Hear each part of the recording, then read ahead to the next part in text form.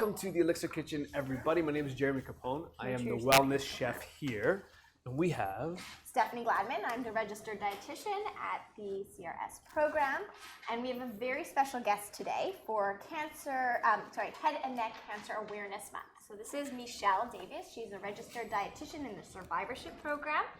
And I'll let her just kind of give a little bit of info about what she's here for today. Yeah.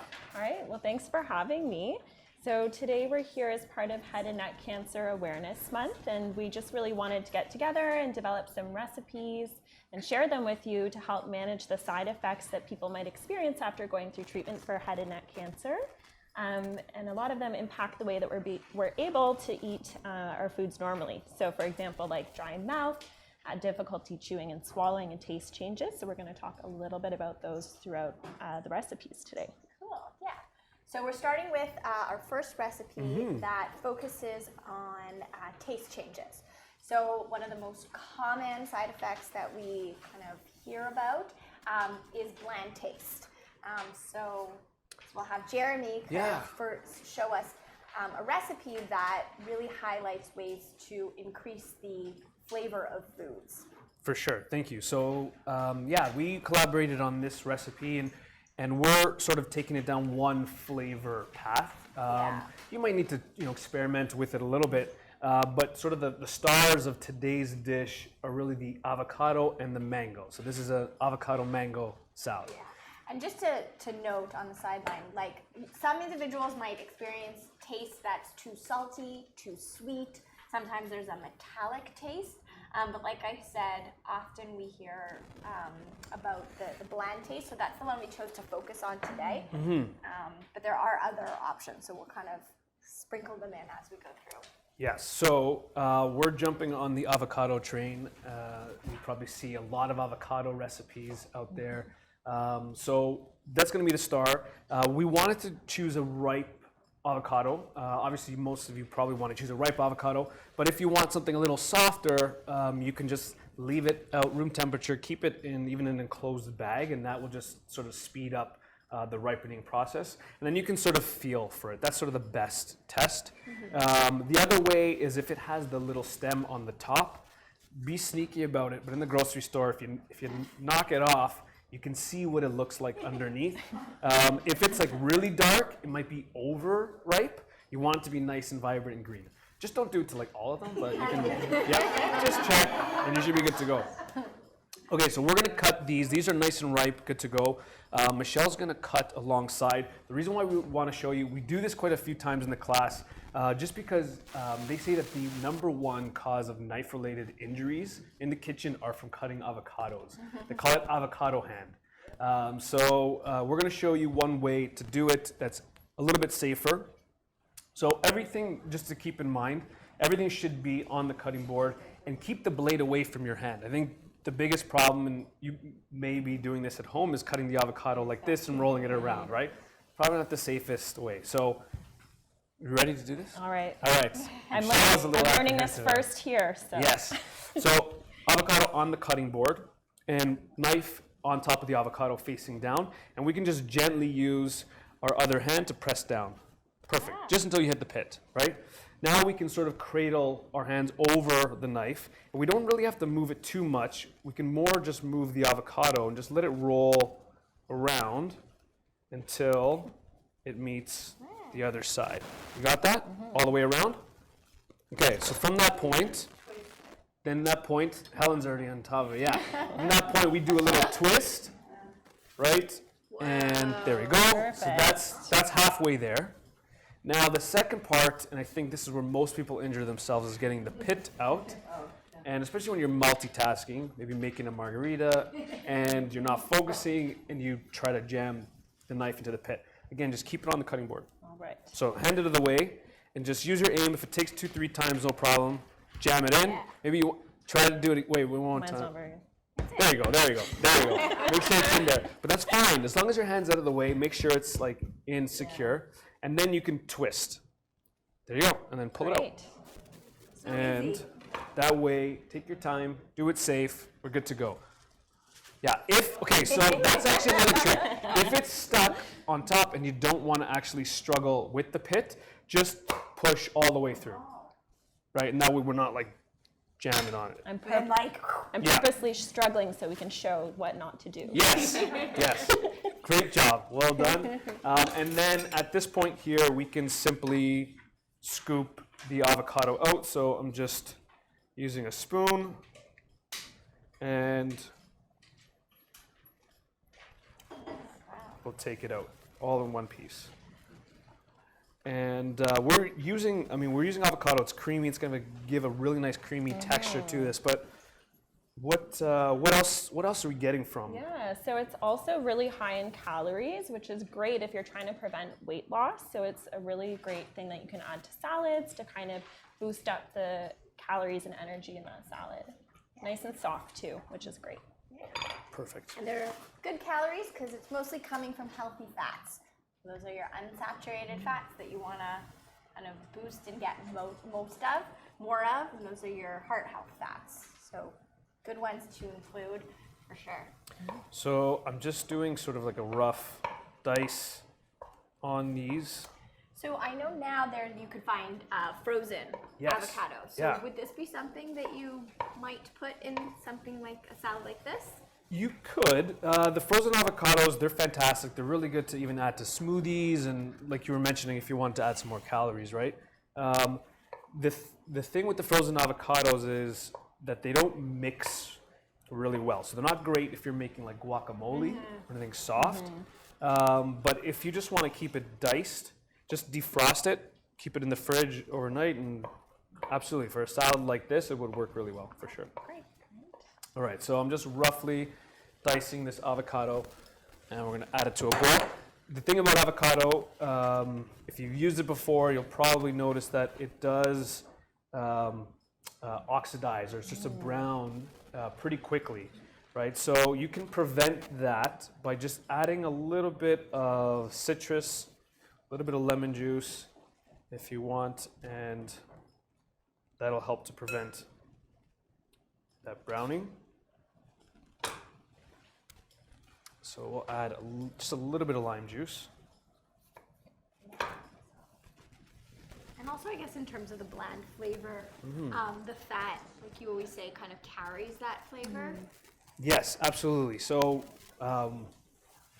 adding, flavors and spices and herbs, the ingredients themselves are a great way to add flavor to a dish.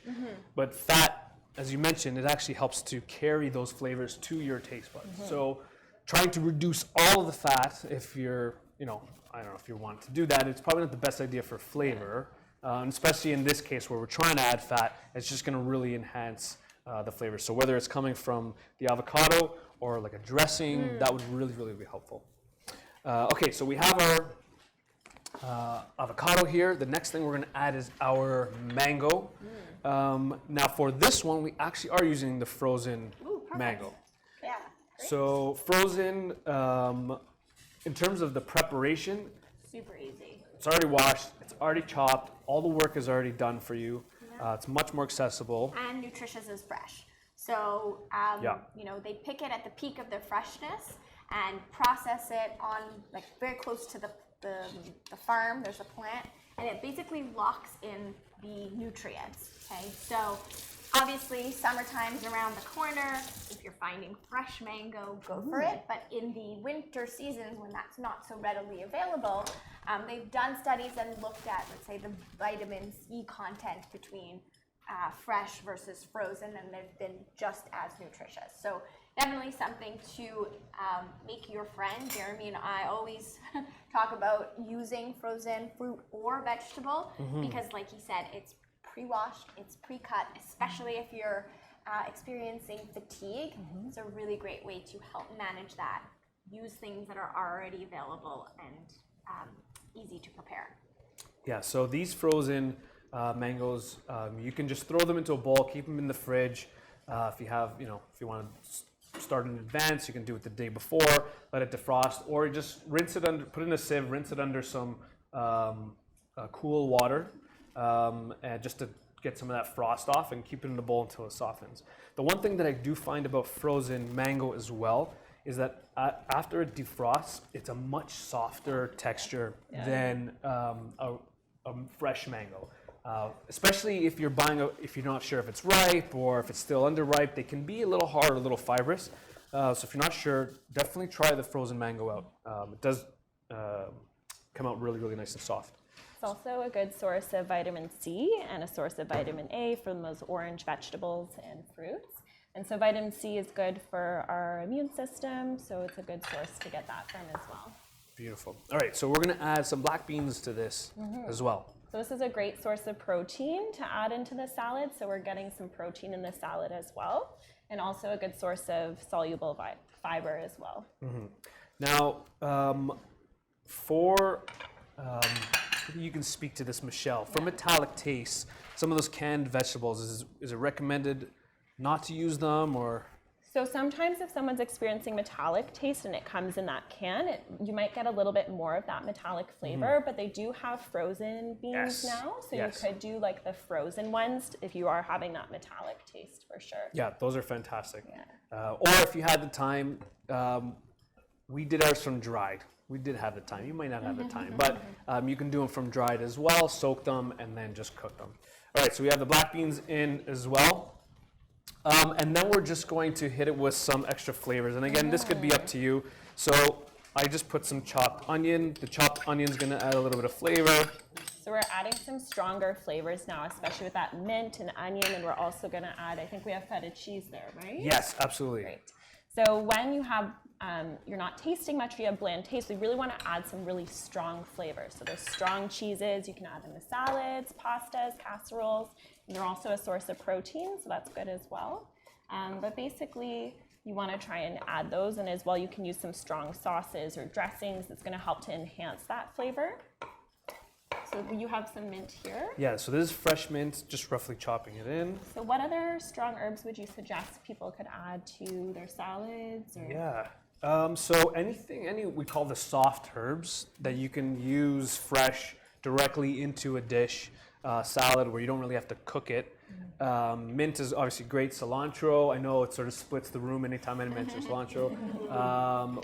Dill is really, really nice, very, very flavorful. Basil, obviously, is a favorite. Those are soft herbs. Those you can just add directly to the salad, no problem. Things like rosemary, thyme, those are hearty herbs. A lot of flavor, but those ones cook with. Those are heartier, so you don't want to really add them fresh. That might be just too tough to chew through. Okay, so we have our mint, and then you mentioned the feta, so we're gonna add some feta as well. Yum. For some sharpness. Now the feta is definitely going to add a punch of flavor. Any aged cheeses as well are a great way to really, really maximize flavor. So things like Parmesan cheese or Asiago cheese, just for like a little amount, you're going to really, really get a nice big bang of flavor there. So that's pretty much it for the salad. We're going to work on the dressing now. I just had one question. Yeah. I think when Michelle and I were talking, she mentioned about contrasting flavors. Yes. So like alternating them. Yes. I think that was a really great point. Yeah. So the nice thing about this salad is we're kind of contrasting that flavor. We have the sweet mango, so that's really good to have sweet for anyone that's having some salty taste. But also that contrast with the sweet mango and the salty cheese, it helps to enhance the flavors when you're not tasting very much to kind of contrast those flavors. We don't want flavors that taste similar because what happens is it kind of, over time of eating it, you kind of stop tasting. You might taste the first few bites and then over a while you're just not really tasting the food anymore. So I like to also mention like alternating bites of different foods within the meal can help that flavor to last throughout your meal as well. So that's it. Cool. Perfect. Yeah. That's great. Okay, so for the dressing, now, again, this might look a little different depending on what you need. Today we're focusing on bitter, bland, not bitter. So really to enhance the flavor, a lot of ingredients that are high in what we call umami, those savory tastes, are things that can really boost flavor, especially if, I guess, you're having bland taste, right? So today we're going to be using miso paste as our sort of umami booster, and we're going to use that in the dressing. But this could also be, like I mentioned, Parmesan cheese is really, really high in umami. Fish sauce is another one. I don't know if anyone's used fish sauce in their cooking before. Yeah, really, really high in umami. It boosts a lot of flavor. So we're gonna add a little bit of miso paste here and a little bit of honey for a little bit of sweetness to balance it out. And just, if you've ever worked with miso paste before, you just wanna add just a touch of warm water just so that it dissolves a little bit easier. And where do you find the miso paste? Like, is it in the fridge or? Yeah, it's usually, it depends on the brand. You can find it in both fridge or shelf. Just ask your grocer. You can find it in most grocery stores now. It's much easier to find. So it's really great to add the dressing as well, because one of the contributions to taste changes for people that have gone through head and neck cancer treatment is dry mouth. So when we have dry mouth, our saliva actually helps us to kind of dissolve some of the flavor compounds of the foods, which helps us to taste them. So if you're having dry mouth, we want to try and manage that as well with like keeping hydrated, or even doing an oral rinse solution, like salt-based solution before and after your meal, kind of helps cleanse the palate and also to moisten it so you taste that flavor during the meal. Perfect. Okay, so we have our miso and our honey sort of dissolved in there. Now we're going to work with the lime, and the juice of the lime, I mean, you commonly use citrus and those sort of acidic ingredients in dressing, but sometimes acidity might not be the best. Right, if anyone's experiencing any like mouth sores, so obviously, stick to the water, something more bland. Yeah. But you can also... The zest. The zest is something that you can still use, and you're going to get a lot of that lime flavor or orange or lemon without the acidity. So if the juice itself is a problem, you can still use the zest for flavor. So we're going to use both just for today. But again, it's an ingredient that I think we commonly throw away. We probably don't go through the process of zesting all the time. And so you want to use a fine grater for that Yeah, one? fine grater. The slightly bigger graters are okay as well. You just don't want to get too close to the white part, because then that's when it starts to get bitter. Yeah. And then if you have any difficulty swallowing, you want to kind of make that more fine. You wouldn't want like large chunks of the lime in your salad dressing. So we'll add a little bit of that lime juice. So there, and then for our fat, we're just going to use some olive oil. But you can even use avocado oil, because it's already in the dish. And olive oil is also a great source of unsaturated fats as well. Now, I don't really need to add salt because the miso paste itself is going to be salty. But if you do want to add a little bit of black pepper or anything else at this point, you can obviously add to the dressing. Now, we're using a little glass mason jar here. I just find it a lot easier to make dressings this way. Actually, Michelle, if you wouldn't mind, shake it up, yes. And so what's happening here is we're forcing the oil and the lemon juice and any of those other liquids to come together. Is that good? Yeah, maybe a little bit more. Maybe a little more. We're creating an emulsion, right? So it's going to be a little bit creamier and perfect, and a little more balanced. All right, so that's it. We'll dress a little bit on top, and we can always make a little extra, and you can keep it in the fridge or. So what I like about this is like it's also very nice and colorful. The visual presentation is very nice. And so when you're having trouble tasting, it's good to also focus on other parts of the meal that make the meal enjoyable. So even if you're able to smell, like smelling some of the meal can help you through that meal to enjoy it more, and then making like a nice visual presentation as well. Yeah. And then just lastly, obviously bland taste or taste changes can be very, difficult for yourself, for your family. So one of our big recommendations is to, be patient with yourself, continuously experimenting, because tastes can change from day to day, even week to week. So if something kind of didn't work one time, the invitation is really to experiment again in 2 to 3 weeks and kind of see if that made a difference. And also to keep a list, keep track of some of the foods that really worked well. That way, when you're making decisions around food, and maybe you're overwhelmed by the decision making, what should you eat, you at least have this list, and preferably on the fridge or near a pantry, like near that common area where you would be in the kitchen somewhere to make those food options. Yeah. All right, so that's it. That's the first recipe. Avocado mango salad.